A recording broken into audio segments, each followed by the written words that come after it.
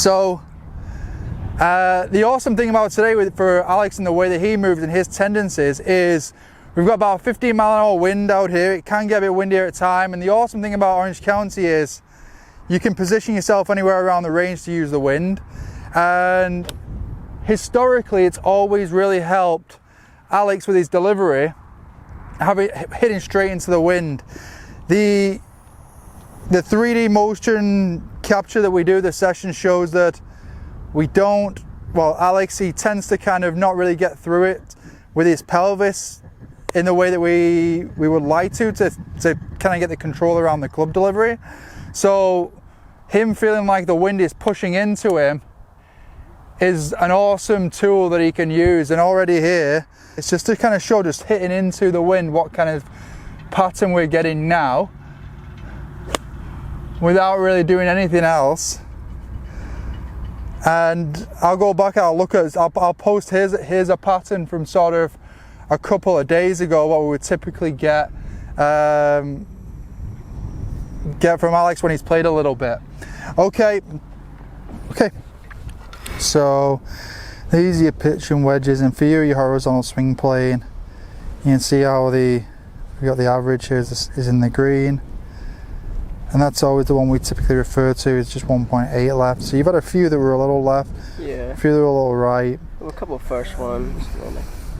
Yeah, so I mean at this point I would say just keep going. Yeah. The thing that I really like, Alex, is if you look at the path, path average is 2 to the right, so because you hit into the wind, you're moving through it nicer, and that's getting the club to deliver a bit more down in the angle of attack.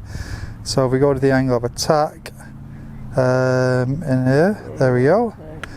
Little shell at the first, 7, 2, 6, 7, 5, 4, 5, 5, 7. So you typically are on the lower end, you'd be more around the 2s, 3s, maybe 4s, sometimes get as low as sort of like in the 1s. Yeah.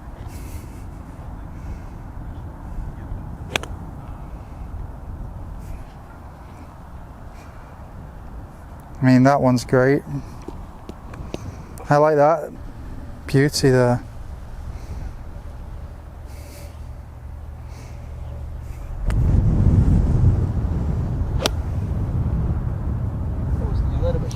Yeah, I'm interested to seeing that one because it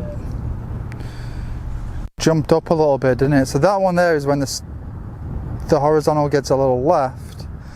I wish I had the video, but I just want to look at the delivered loft. 46.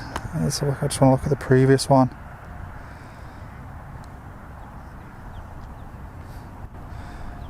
So it did jump. Yeah. So the delivered loft on the one that you really liked was 42. And the one that jumped a bit higher was 46, and that's the one when you wipe a little bit across it, isn't it? But what's more valuable though is, could you feel the difference between the two? Definitely. Like the one that's launched a little bit higher, I feel a little bit shallower and feel the pelvis spin out a tiny bit. Okay, so what do you feel like? Do you have a good feel of what you need to do? Yep, just hitting more down on it, making sure that I'm staying in front of the stick. Okay, good.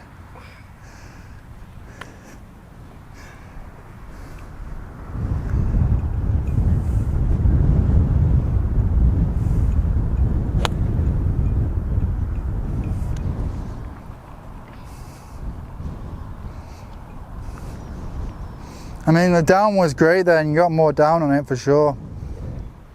You know, let me get a couple of videos. Much better. See, when that wind's pushing you, sort of on the lead side, there's less of a sway off it, so if I can kind of come in here, let's pick a rod so it's kind of visible, get off the ball, line straight up.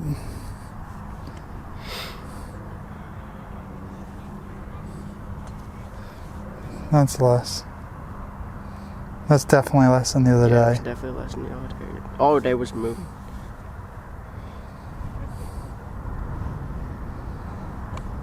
And this one was 45.7 dynamic. Yeah. And obviously, you see that release of the club face? Mm-hmm. As that club face releasing, it's going left, and that's why the horizontal is going left. Yep. But all in all, I actually think you've done an excellent job of everything we're working on.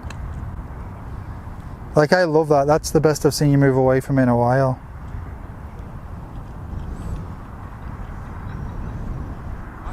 Best I've actually kind of seen you move around that left hip in a while as well. Just you want full motion, just like. Yeah, great idea.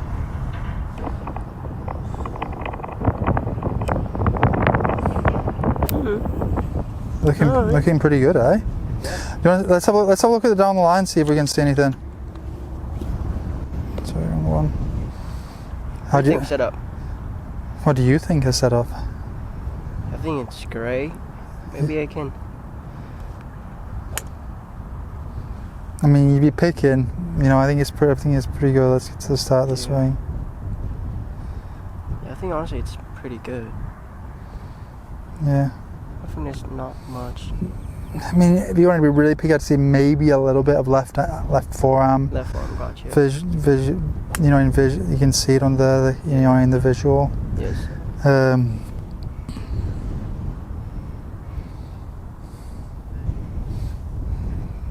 mean, from a move away, pretty tidy.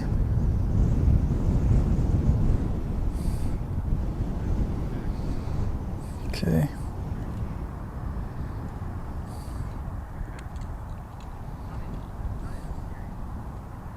Maybe a tiny bit. What are you thinking? Maybe I still can. Imagine like pushing the left hip a little bit more forward, and yeah. I don't know. From face on, it didn't look too bad. I agree, but I think what you're doing is improving anyway. Let's just have a look. Like, I mean, in the actual play, I mean, I think it looks pretty solid. Yeah. All right, just keep going.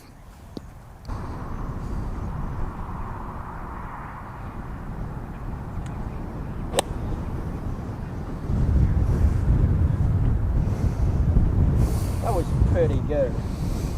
Awesome. I mean, it was a little shallow, but I mean, the funny thing is you're hitting that the same distance as you were hitting a minute ago. Yeah, exactly. So the crazy thing is, if you're into a 15-mile-an-hour wind, you know your 9 to 9 is going to go the same as what swing we were hitting a second ago. Like a pitching wedge, 9-9. Yeah, that. Oh, sorry, the full pitching wedge. Full pitching wedge. Not full, like 10 to 10.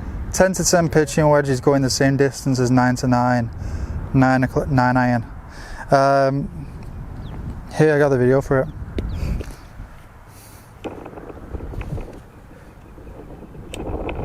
Great rhythm. I'm really showing you just because of how good the rhythm looks. So.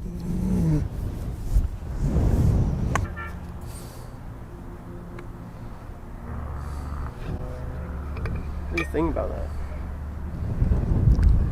I think you're doing a lot of things really good, buddy. What I would like to actually see is, by that position, your upper body, your chest, to be more through to the target. So if you hold that. So this is why I like the 9 to 9, because before, when you were rehearsing your 9 to 9, you sort of do your 9 o'clock, and then you do like your little feel that helps you to get the club to come where the sweet spot to come where you want it to. And for me, that's really important for you, because if you kind of get here and then get an awareness of what you need to do in transition to get the club in a good position coming in, then you can move through and get like this more at the target. So like right there in your rehearsal, I think from that position, you've got to really be active around that left hip in a good way to kind of get the club. Oh, it looked like more space. But that is, yeah, that's pretty sweet. That's kind of the visual I'm seeing, something more like that. Yeah. Yeah, but I think you've got to get clearer on how you get from there. In fact, if you're just making a short swing, I'd say you can let the sweet spot move a little bit in to help you. But in a fuller swing, I don't mind that sweet spot staying out. So, does that make sense? Yep. So if you're just doing a 9 to 9, go and show me your 9 o'clock backswing again.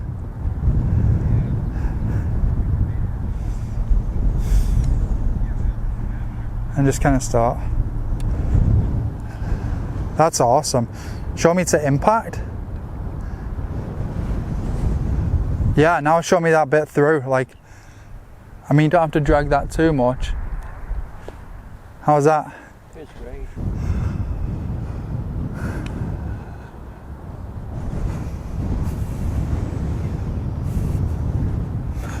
Go and do that one more time. Yep. Go on. Yes, I feel like that moved through a lot cleaner there. Just the other one go like that. Exactly. Good, good, good.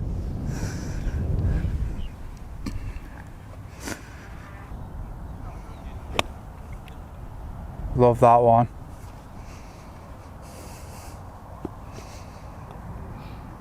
I mean, that's really good. That's all the stuff we were talking about. Your verticals is 62. You're not too much left. Path is a little right. I mean, let's see what the dynamic. I mean, this is great. The dynamic there, we're at 99 now. It's just under 38. So they're the ones we want to just keep hitting right now.